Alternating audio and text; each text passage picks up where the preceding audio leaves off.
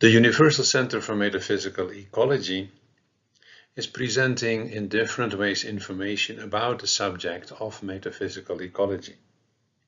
And one of these ways is a series called Inspiring Messages, and this is the third one in the series. The title of this message may be a bit challenging for some of you. How can a virus, the coronavirus that is creating so much havoc, also be a path to oneness? I hope I can explain that a little bit more in this presentation.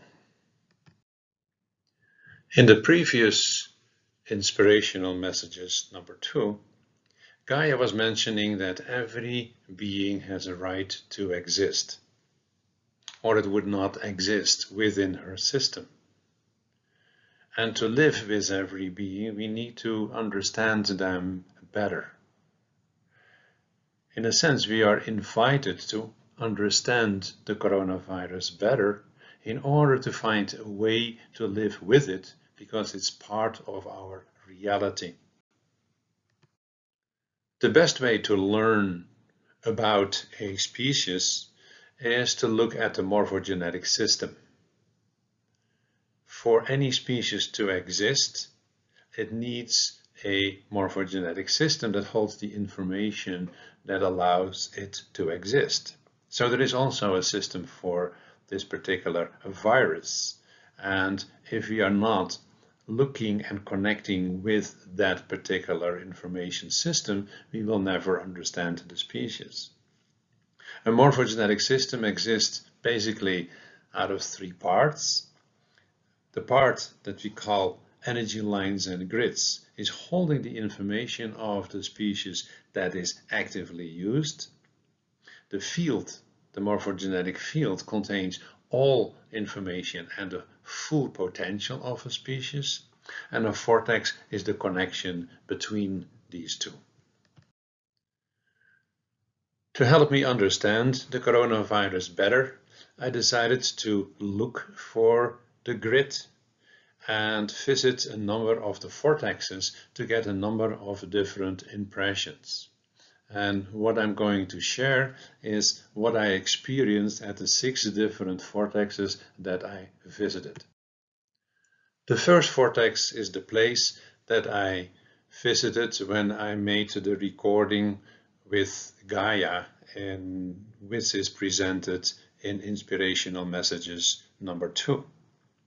At that time I could not really get any information. And I was a little bit frustrated because most of the time I get information sitting on a vortex, but in this case it did not work. And the exact center of the vortex is where you see the bottle and the skulls, because I always make essences as well, so that I can meditate with it later at home. At the second place, it was a bit different. It seems that connecting the first time helped me to make a little bit of a better connection at the second place. Maybe I was a little bit more used to the system, the energies, and maybe I have to admit that I was also a little bit scared to really connect with it, because I didn't know what to expect and how it would affect my system. And I felt that the second place helped me to relax a little bit more. I could feel no negative effects, so that helped me in this relaxation, but still I didn't get much information. That began to change when I went to the third place. I could feel, when I was standing there, a reaction in my root chakra and in my sacral or second chakra. That means for me that I was dealing with issues of safety. And yes, the stories about this virus are not making you very happy and definitely not feeling safe. We are always afraid that we may catch it. So it was actually very understandable for me to have those reactions in those parts of my body. But it also helped me to understand how the vortexes, or you can say better, the grids, are holding the information of us and the virus, how we react to the virus, has also an effect on the grid of the virus. So our fears are affecting the virus, as was also said in the message number 2.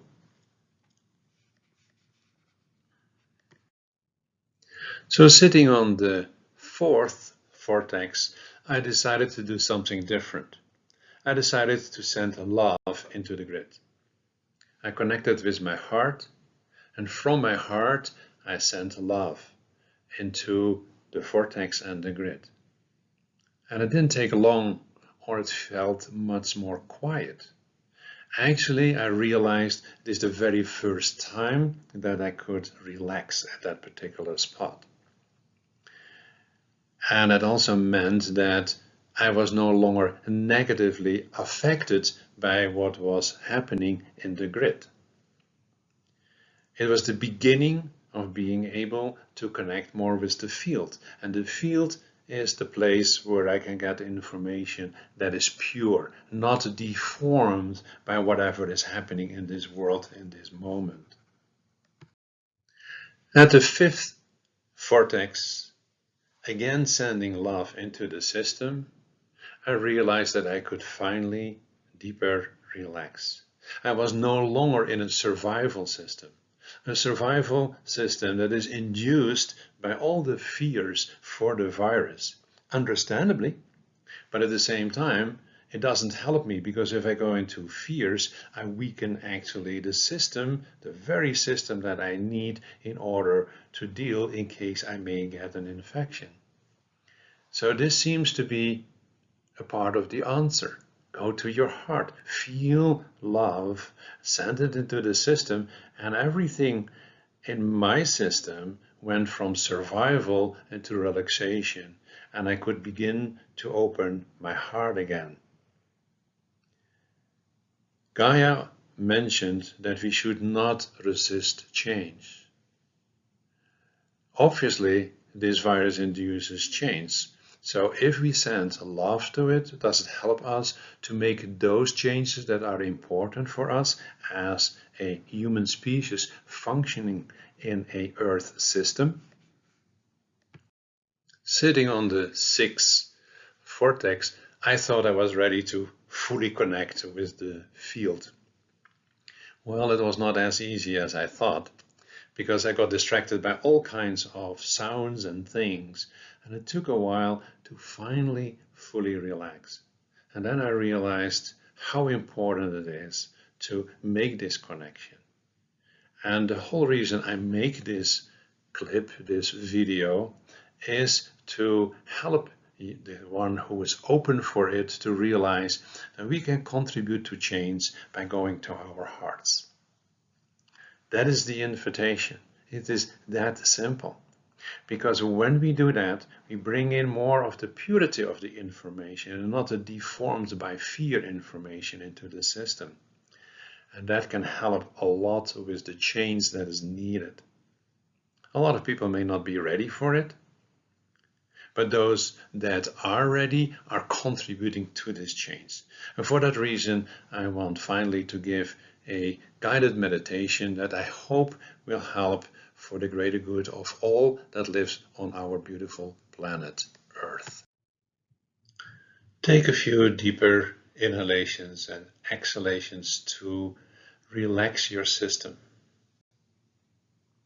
Through the images, you have made a connection with the morphogenetic system of the coronavirus.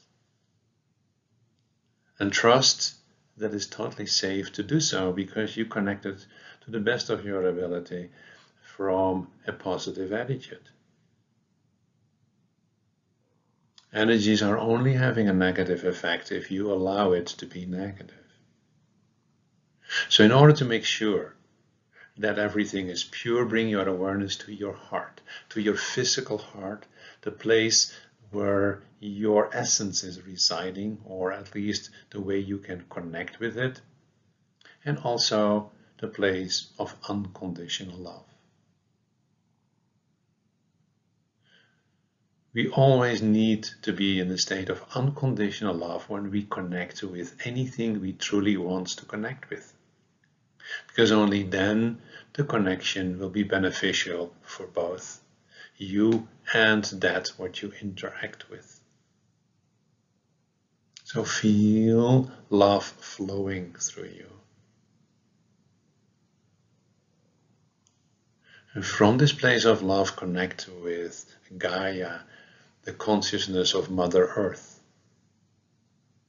with the system in which all beings are living, visible and invisible. Feel your connection with the earth and all that lives on it. And feel that all of that is interconnected, that it is actually one system of dynamically interactive beings, each having their function in the whole, as difficult as it may sometimes be to understand that role. And feel that within that whole system, also the coronavirus has a place, even although we may not understand its role and its function, other than that we know it induces change. And feel from your heart that if you connect with it, in particular with the potential that this virus has, that its contribution will be positive. That its contribution will invite us to make changes that will help us to function within this world in such a way that we all live in harmony with Mother Earth. Something that is not yet the case. And the message is to find ways to learn to live in harmony. And if we truly live in harmony in the same way that I could feel that when I connect from my heart with the coronavirus, it is all okay, that then shifts can be made. Changes are challenging. We are invited, almost forced to make changes. Let's make those changes from our hearts and send our love into the system to help it to change for the greatest good of all.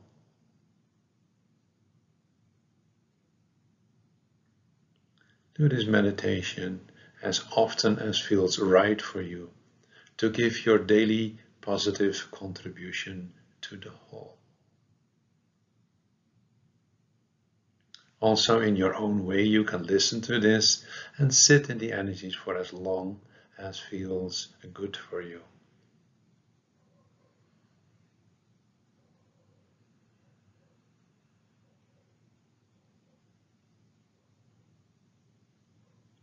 And when you feel ready, you can bring your awareness back to the place where you're sitting and feel gratitude for the ability of contributing to the whole in a positive way.